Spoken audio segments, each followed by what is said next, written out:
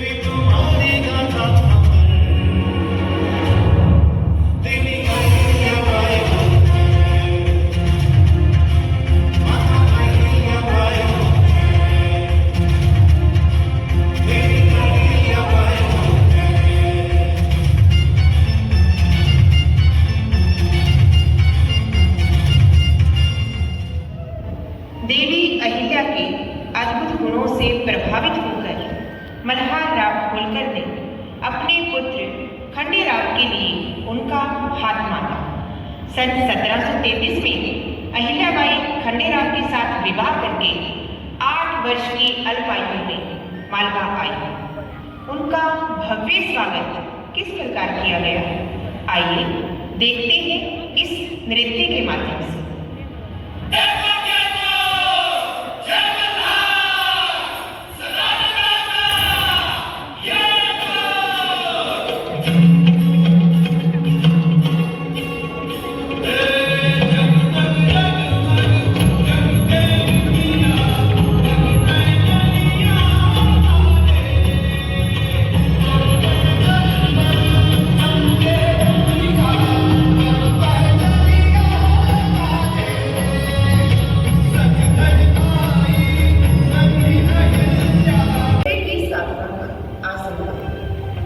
जनताओं की संतान बने और राज्यांगन परिवार। यह वह युग था जब महिलाएं पर्दे के भीतर थी, परंतु अहिल्याबाई राजनीति के केंद्र में वो परंपराएं जो स्त्री को मौन रहने के लिए विवश करती थी, राजमाता अहिल्या ने उन्हें बिना किसी शोर के तोड़ा। क्योंकि यह वह समय था जब विधवा शब्द नारी के लिए अभिशाप बन चुका था। सिंदूर मिटते ही नारी से उसकी पहचान, उसका सम्मान और यहाँ तक उसका स्वयं पर से अधिकार भी उससे छीन लिया जाता था। उसे पति के साथ सती होने के लिए विवश कर दिया जाता था। तो आइए देखते हैं इस दृश्य के माध्यम से। चारों तीर्थों से संदेशा आ चुका है, इसका मतलब पानी सर के ऊपर से बहने लगा है अखसाई।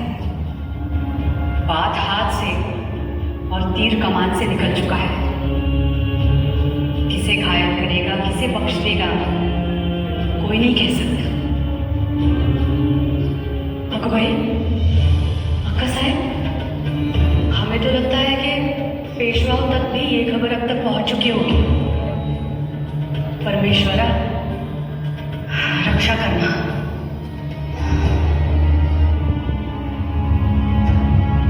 भरगुबाई साहिब से तुम्हें पता चल ही गया होगा। बात अब राज्य की सीमा को लांघकर बाहर जा चुकी है। कोई भी तुम्हारे इस महान कार्य के पक्ष में नहीं है। क्या ये बात समझ रही हो तुम? सासुबाई, नया जीवन बिना किसी दर्द के जन्म नहीं लेता। उसी तरह नई सोच भी बिना दर्द के पैदा कैसे होगी? अहिल्या, क्या चाहती क्या हो तुम? मुसीबतें मोल लेने के अपने शौक में पूरे मालवा को ले डूबोगी? नहीं मछली आई साहब, मालवा की और इस परिवार की रक्षा के लिए अपनी जान पर खेल जाऊंगी। उनसे ये बात रुको अहिल्या, तुम आचार्य जी से बहस करोगी शास्त्रों पर? देवा,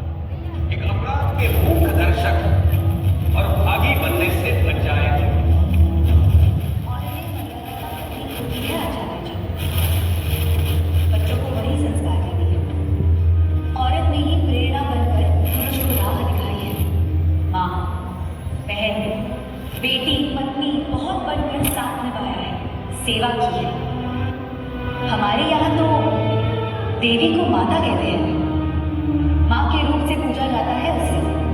तो फिर उसी स्त्री के पाँव में बेड़ियां क्यों डाल रखी है? उसके पंख क्यों काट दिए हैं हमने? यदि ये मान लिया जाए कि देवी को माता इसलिए कहा जाता है क्योंकि एक स्त्री के लिए मातृत्व ही सबसे बड़ा सम्मान होता है। हम मूल उद्देश्य से भटक चुके हैं। हम दरबार में शास्त्रार्थ करने आए थे। इस तरह के वाद विवादों में मेरी कोई रुचि नहीं है।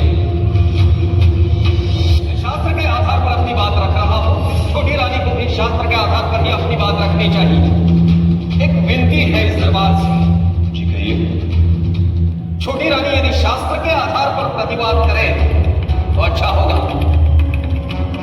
यदि वो तर्क के आधार पर प्रतिवाद करेगी तो मैं उस पर अपना विचार नहीं रखूंगा।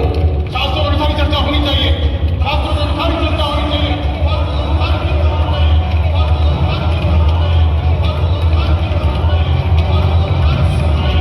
कहाँ ले जा रही है आप? कृपया बैठ जाइए। युवराज, महाभारत में तीर्थ तमस के श्राप का उल्लेख है। उसने अपनी पत्नी प्रद्वेषी के विश्वासघात के पश्चात समस्त नारी जाति को श्राप दिया था। उसने ये श्राप दिया था कि नारी के जीवन में केवल एक ही पति होगा।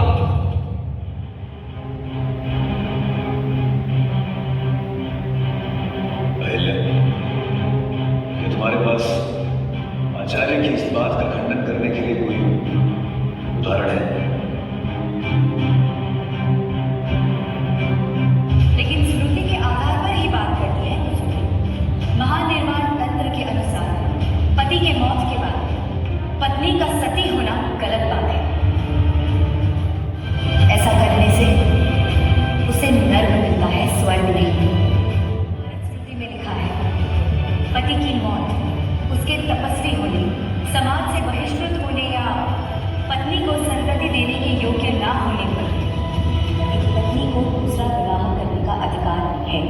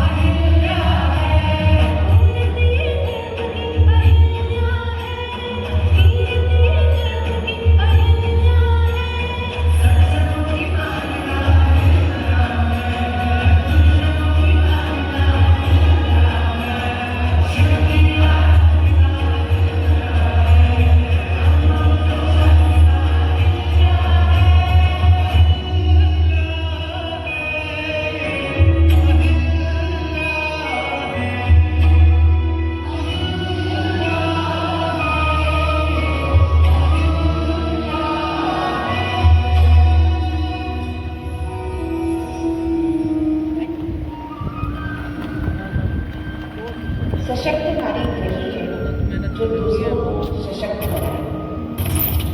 आज हम नारी सशक्तिकरण की बात करते हैं, परंतु देवी अहिल्याबाई ने इसे उस समय पर दिखाया जब महिलाओं को घर से बाहर निकलने की अनुमति नहीं मिली। उन्होंने अपने शासनकाल में अनेक ऐसी नीतियां बनाई जिससे महिलाएं किसी पर आश्रित उन्होंने राज्य भर में महिलाओं के लिए व्यापार,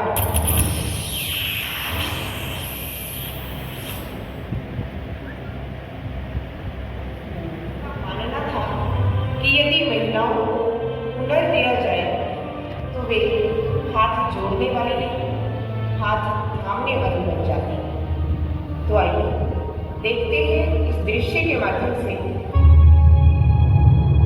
जी छोटी रानी साहब, दरअसल मुझे आप दोनों से बात करनी है। आप गोदा का की है ना? जी।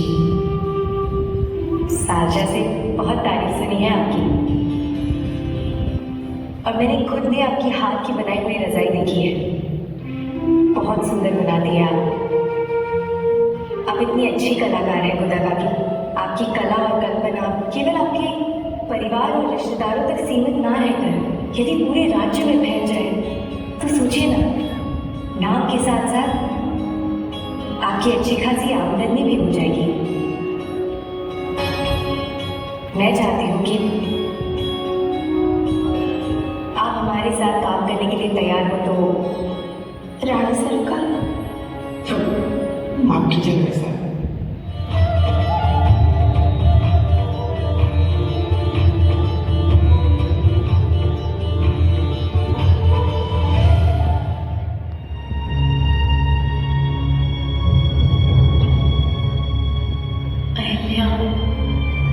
मुझे बहुत बुरा लग रहा है। तुम हमेशा लोगों का भला चाहती हो और लोग तुम्हें हमेशा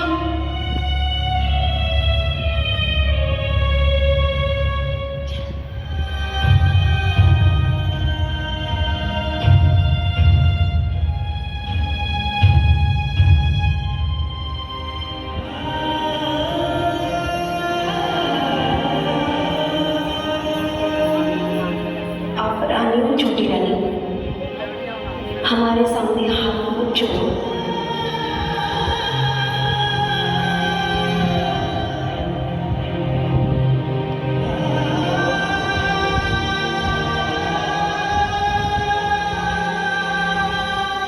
ये नमन मालवा की मिट्टी की तरफ से उस नारी शक्ति के लिए है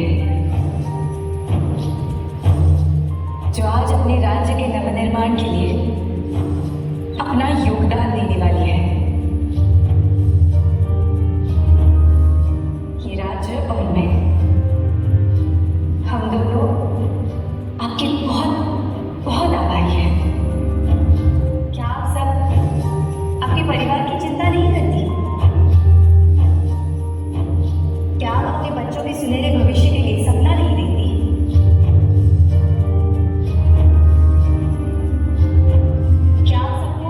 राज्य के लिए प्रेम नहीं है? तो फिर देखिए, जिसे हम चाहते हैं, जिसे अपना मानते हैं, फिर चाहे वो राज्य हो या परिवार, उसके प्रति अपना धर्म और अपना कर्तव्य निभाने के लिए उसके लायक तो बनना ही होगा ना। और केवल सपना देखने से मनचाही चीजें नहीं बनती। जिस राज्य की मिट्टी में हम पले बड़े हैं, जरूरत पड़ने पर यदि हम उसके काम ना आए तो क्या फायदा है इसे जन्म का? आप बताइए, कौन आना चाहता है मेरे साथ इस काम के लिए?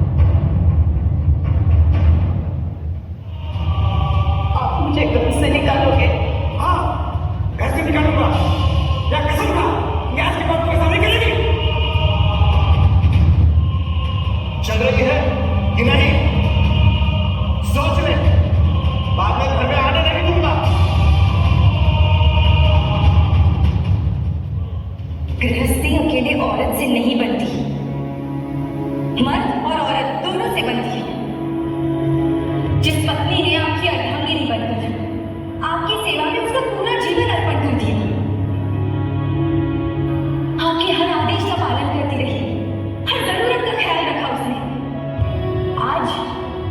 वो अपनी इच्छा से अपने लिए नई जमीन और नई मंजिल ढूंढने निकली है। तो पल भर में आप सब उसका साथ छोड़ देंगे? इसमें कोई बड़ी बात नहीं है छोटे रईसा जी। मर्द बाहर जाकर के कमाते हैं, औरतें घर संभालती हैं। सदियों से यही तो होता आया है, फिर नई रीत चलाने की क्या जरूरत आपको? अरे भाइयों, ये तुम सबको बहका रही है। ये सब इनकी चाल है। इनकी चिकनी चुपड़ी बातों में मत आना, नहीं तो बर्बाद हो जाओगे।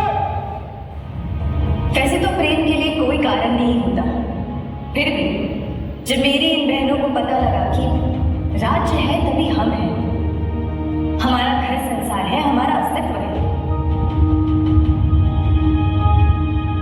इन्हें राज्य से प्रेम हो गया। काश ये बात आप सब भी समझ पाते।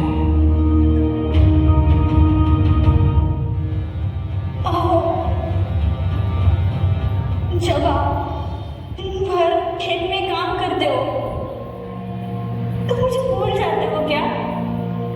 नहीं ना, अपने परिवार के लिए तो इतनी मेहनत करते हो आप। तो आपने कैसे सोच लिया कि अगर मैं घर से बाहर जाऊंगी तो अपना घर बार भूल जाऊंगी? हाँ,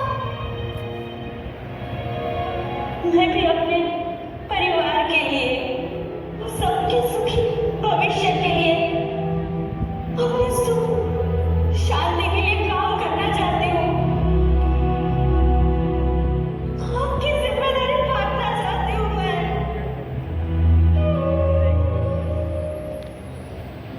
रो मत, तू जा, काम कर, तरक्की कर, खूब नाम कमा। मैं हूं तेरे साथ।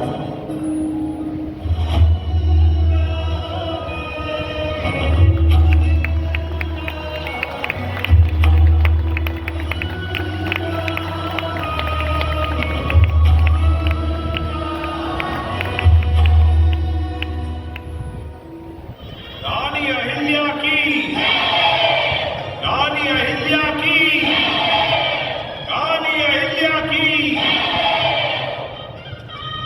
महाराज होलकर जी के प्रेम और विश्वास के कारण रानी अहिल्या मालवा राज दरबार की प्रमुख पदाधिकारी बन गई। अहिल्या द्वारा स्थापित हथकरघा केंद्रों से मालवा के व्यापार और समृद्धि को बढ़ावा मिला। जनता और राज दरबार दोनों में अहिल्या की लोकप्रियता बढ़ गई। वो संपूर्ण मालवा वासियों के दिलों में राज करने लगी। जहाँ एक पूर्ण रानी जन सेवा में लीन थी, वहीं दूसरी ओर विधाता उनके धैर्य और सहन शक्ति की बार बार परीक्षा ले रहा था। देवी अहिल्याबाई होलकर, जिनके जीवन में दुखों की श्रृंखला थमने का नाम ही नहीं ले रही थी, पति की मृत्यु में उनका संबल छिन गया। ससुर, जिन्होंने रानी अहिल्या को बेटी से भी बढ़कर माना, उनका वियोग उसे अकेला कर गया। और पुत्र उनके जीवन की सबसे कोमल डोर, जिसे उन्होंने आंखों में सपने भरकर बड़ा किया। जब उसकी चिता जली तो मानो दुखों का पहाड़ ही रानी के सिर पर आ गया।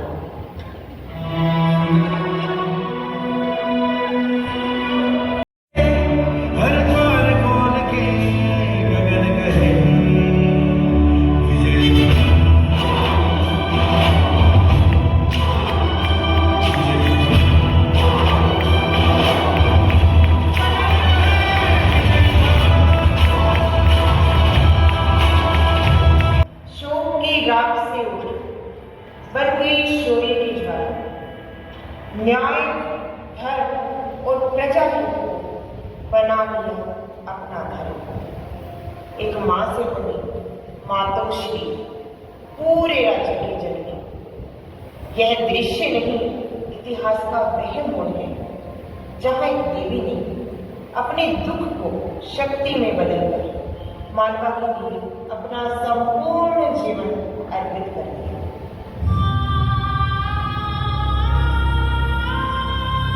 छोटी रानी साहब, मैं बड़े ही द्रवित हृदय से और असीम दुख के साथ आपसे एक बात कहना चाहता हूँ। छोटी रानी साहब, हमारा मालवा बहुत बड़े संकट के घेरे में, हमारे मालवा पर बहुत बड़ा संकट आया है छोटी रानी साहब, और घने अंधियारे में यह घेर चुका है। केवल और केवल एक ही आशा की किरण है, और वो है आप। जीवन कभी नहीं रुकता, मालवा में भी नहीं रुकेगा। आप सभी में से बहुत से लोग मेरी अब तक की यात्रा के साक्षी हैं। मैं आने वाले समय में अपना कर्तव्य निभाने से पीछे नहीं हटूंगी। ये बातें साझा करना जरूरी नहीं है, लेकिन कर इसलिए रही हूं क्योंकि अब सिर्फ आप लोग ही मेरे अपने हैं। क्योंकि कुछ दिन पहले ईसाई ने अपने बेटे की चिता को अग्नि दी है, और उस चिता को अग्नि देकर अपने निजी जीवन का अंतिम कर्तव्य उसने पूरा कर दिया है। और अब एक रानी उसका कर्तव्य पूरा करेगी।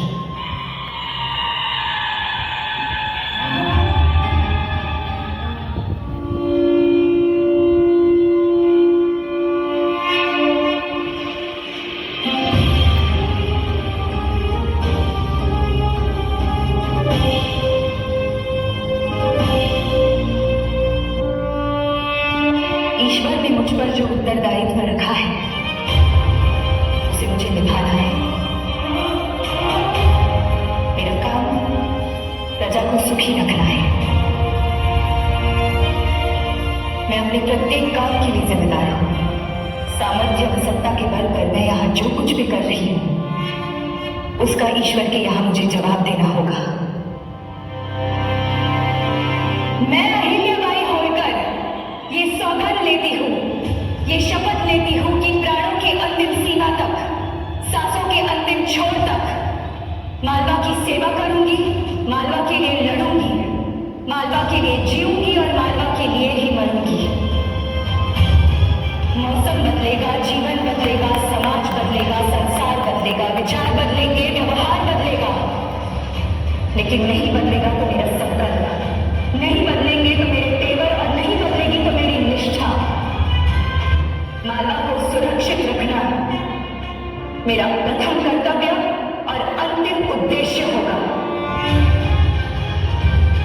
आज के बाद मेरे रहते मालवा की जनता अनाथ नहीं होगी।